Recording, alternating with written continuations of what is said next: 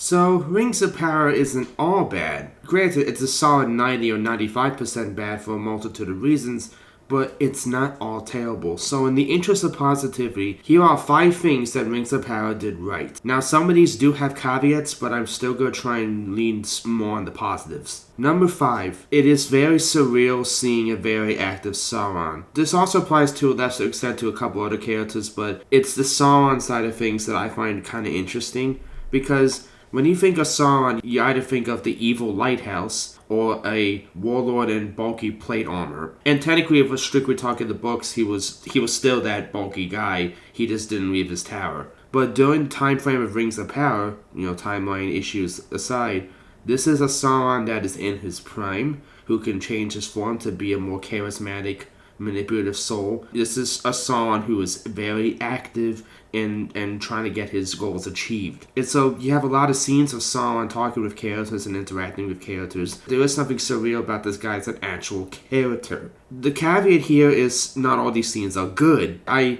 knew season 2 of Rings of Power was going to be just as bad as the first. Scene I see is Adar and company somehow taking down Sauron in a flashback that doesn't add up with what we saw in the first season. But overall, it is definitely more interesting than not. Number 4, the origin story from Mithril they added wasn't terrible. This actually wasn't a bad idea. We didn't need this necessarily, but it's an alright addition, even if I don't like how it's being tied into stuff with the Balrog to justify having Durin's Bane in the Second Age, not the Third Age. Number 3, the music isn't terrible. While this is not Bear McCreary's best, and this is not as good as Howard Shore by a country mile, the music is at least professional. Like the Khazad-dûm theme, again, while it has nothing on Howard Shore, was serviceable. The Sauron theme was actually surprisingly decent. Yeah, it kind of suits this earlier incarnation of Sauron as well.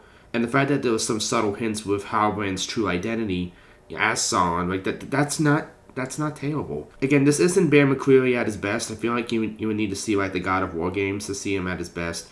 But it's not terrible. Number 2, the dwarfs and the orcs look pretty solid. Again, questionable forced representation aside, which I feel like is ultimately a non-starter given the issues the show has in this case, the dwarfs and orcs look really good. You can tell that they were trying to not make the same mistakes as the Hobbit films. Even though I'm a defender of the way the orcs looked in the Hobbit films, I recognize that this still looks better. The dwarfs look like dwarfs, the orcs look pretty solid. Again, in both seasons so far, it's pretty solid stuff. I'm not going to give too much credit for Adar because there's a lot of stupid stuff with this guy.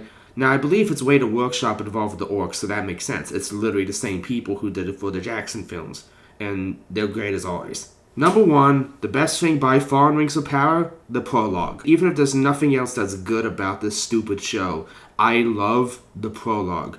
While there's something slightly questionable about short-haired elves, I love everything else. It's cool seeing parts of the Silmarillion give life.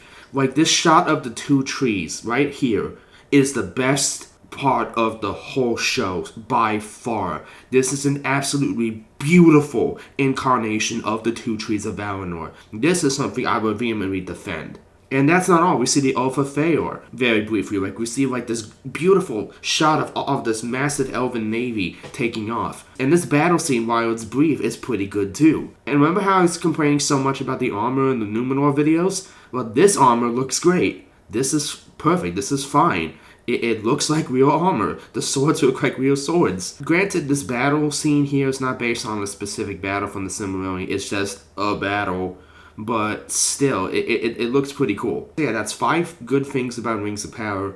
I try to keep this video as focused on the positives as possible. I'm probably not going to be done with Rings of Power related content yet, because there's a battle scene coming in the next episode of Season 2. I'm kind of curious to see if this is going to be a repeat of the last time they had a big battle scene, or if they're actually going to improve. Especially since I think this battle is actually going to be based on something from the lore. If it's really bad, you're probably going to see a video on that. But for now though, I will see you guys later.